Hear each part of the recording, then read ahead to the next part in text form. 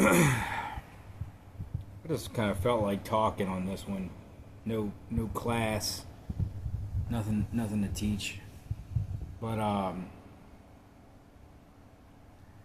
why am I? Who am I, and why am I doing these videos? Uh, I I I've been in framing for probably about 5 or 6 years, I guess. And I'm a little older. I'm 43, and I started late in the trades. And my grandfather was a framer. He's a carpenter. My dad was a mechanic.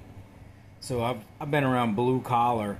I've worked in landscaping with my dad. He had a business after he didn't really take off with the auto mechanics, so he went into landscape. He did pretty well, and I learned how to work as a young age, and I had another career that I was in for many years, and I kind of let go of that career and moved on to something that, I realized that my personality type was much more hands-on, and I'm also kind of a loner. I don't mind hard work, and I don't mind some grittiness. And I do like problem solving. I like to make a square box. So that's kind of me, and I realize there's a lot of politics in this trade. I had a very good start in framing. My boss that I worked for is his personality was I can't even, most people wouldn't understand the type of man that can really motivate other men to do well, and a lot of people can't pick up on it because they only see the surface of what's being done or what's being said, and they can't go deeper into what that man is really doing. And Tony DePaul, if anybody knows Tony DePaul, all I can say is I probably wouldn't be in this field right now if it wasn't for him. He gave me my first shot, and he worked me. I ain't gonna act like he didn't work me. I mean, he worked me like 4 slaves in a cornfield, but he tested me, and I know that right now, if I went to Tony, I don't know what he's doing right now. I have no idea, but I know that he would like put me right on the job, no matter what. So I appreciate that, and I can only, man to man, I can only say thank you to him for everything he taught me and giving me a chance and just being an example, of what a man is. So we only have so many of those left, and but anyway, I mean, I would love to say a lot more, but that wasn't why I recorded this one. Maybe later on I'll talk a little bit more. I don't know if he would like to be his name to be put on here, so, but I guess I'm gonna do it anyway. But I've always liked to teach. I had a job where I was kind of a teacher, and I like passing knowledge on. I like passing tricks of the trade.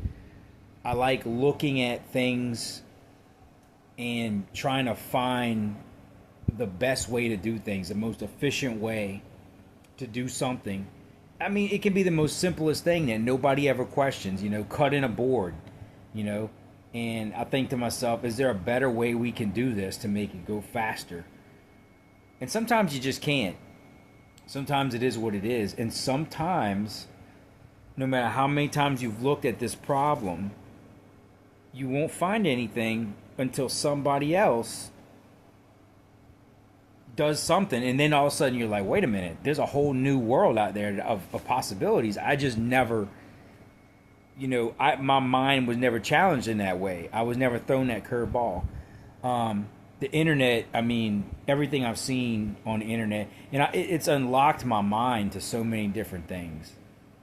But I had bought a book a long time ago, long time ago, and the book had something called, I think it was like rise percentages or something like that, and it was a way to do roof framing where, basically you have, a 5/12 pitch, and if you divide 5 into 12, it gives you a ratio that you're able to like replicate that exact same triangle but at a different, a bigger triangle or whatever. So I took that and ran with it. My mind took that and ran with it for doing hips and bevels and all kind of different things. And then the trade itself became just interesting to me.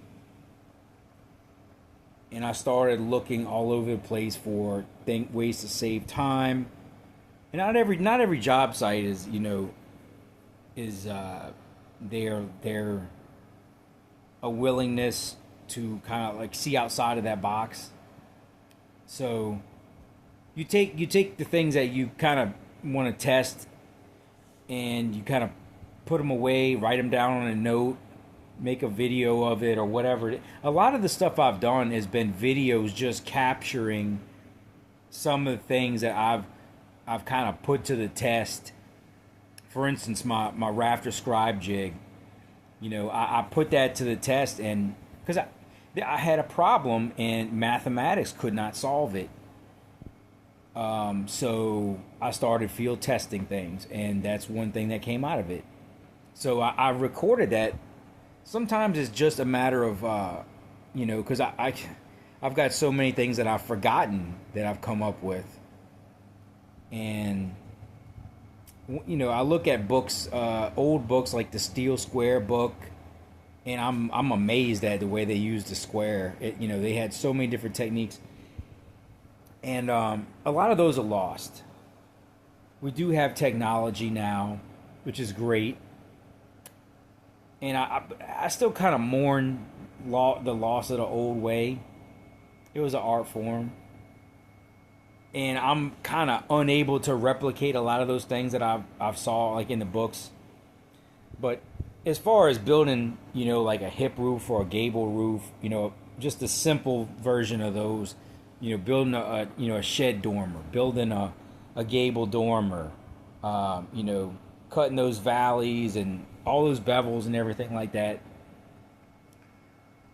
Doing the math so you can measure and cut everything before you get up there. That was just interesting to me. Sometimes you don't even, you just rather just get up there and pop some lines and, take some measurements and call it down or whatever. But it just seemed like an interesting endeavor to try to calculate everything out. I know it's been tried before.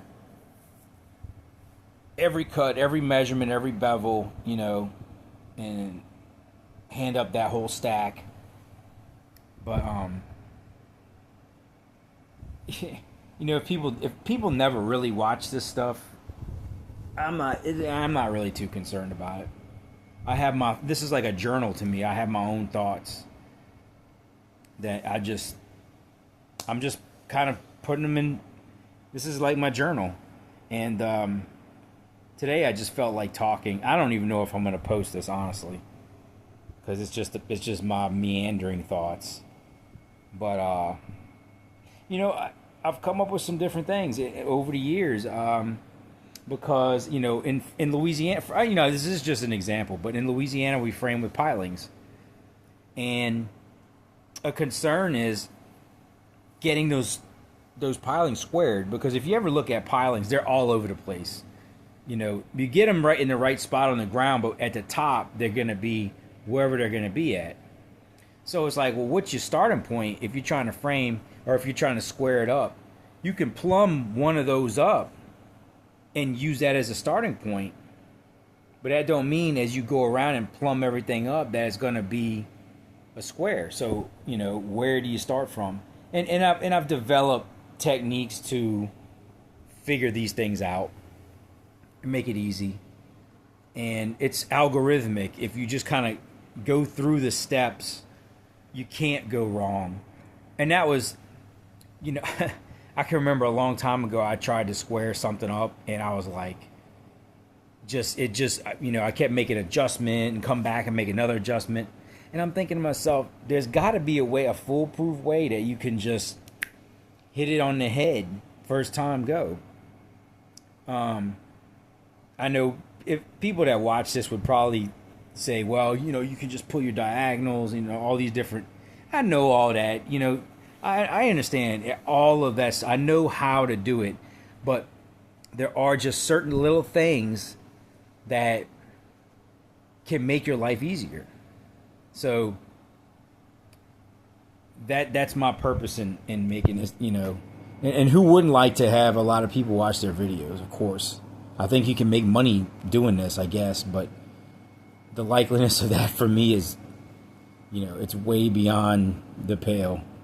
So if 2 or 3 people out there are interested in framing and would like to just, there are some concepts that I go over that are in depth and a little more advanced, and you can add to what I've got. As long as things are being added to, I don't mind. I would rather. Because what I say, if it's a waste of time for somebody, then it's just a waste of time. There's no reason to even go any further. But I do put a lot of thought into the things I do. So if you get something from it, great. And I would say, test it. Don't. A lot of my videos, you see me just doing it on the whiteboard. You're like, man, this guy never does it in real life. And I don't. When I'm on the job, I'm working. I really don't think about doing videos, honestly. A few times I've managed to make a couple of videos, but I go to work. But when I'm home and I've had a beer or two and I'm relaxed and I want to do a class, I don't mind doing this. I like it. So, but you're not seeing me test it on the job. Go out there and test it. Try it out on a smaller job where you're not going to screw up too bad. And just see what you can do. Anyway,